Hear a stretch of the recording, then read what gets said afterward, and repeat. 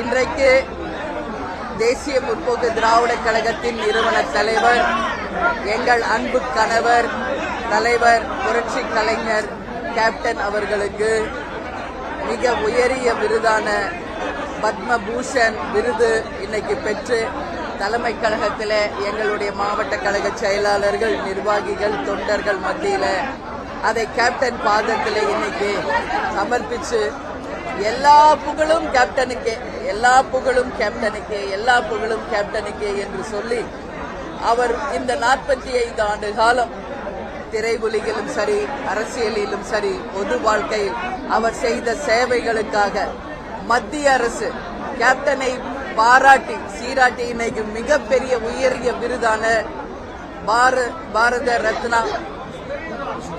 ரத்னா இல்ல பத்மபூஷன் விருதை வழங்கி இருக்காங்க. உங்க எல்லாருக்குமே இன்றைக்கு தேமுதிக மாவட்ட செயலாளர்கள், நிர்வாகிகள், தொண்டர்கள் கேப்டன் மீது அன்பு வைத்த அனைத்து நல்ல உள்ளங்களுக்கும், அன்பு உள்ளங்களுக்கும், தமிழக மக்களுக்கும், உலகத்தில் வாழும் அனைத்து தமிழர்களுக்கும் கேப்டனின் விருதை நான் சமர்ப்பிக்கிறேன். கேப்டனின் விருதை நான் சமர்ப்பிக்கிறேன். கேப்டனின் விருதை நான் சமர்ப்பிக்கிறேன். ஏன்னா கேப்டன் யாருடைய தலைவர்? மக்கள் தலைவர், மக்களுக்காகவே வாழ்ந்தவர். அதனால அவருக்கு கிடைச்ச அந்த உயரிய விருதை தமிழக மக்களுக்கும், உலக தமிழர்களுக்கும், எங்கள் கழகத்தில் இருக்கின்ற அனைத்து மாவட்ட செயலர், நிர்வாகிகள், தொண்டர்களுக்கு, எங்கள் குடும்ப உறுப்பினருக்கு அதை நான் சமர்ப்பிக்கிறேன். ஏன்னா இந்த விருதை கேப்டனுக்கு வழங்கிய மத்திய அரசுக்கு தேசிய முற்போக்கு திராவிட கழகத்தின் சார்பாக என்னுடைய பணிவான நன்றிகளை, வணக்கங்களை இந்த நேரத்திலே நான் தெரிவித்துக் கொள்கிறேன். எனவே இந்த உயரிய விருதை கேப்டனுக்கு கிடைச்சிருக்கு.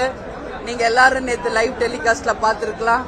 ராஷ்டிரபதி பவன்ல அங்க நான் அமர்ந்திருக்கும் ஒரு நொடியும் என் மனசுல கேப்டன் மட்டும்தான் இருந்தார், வேற யாரும் இல்லை.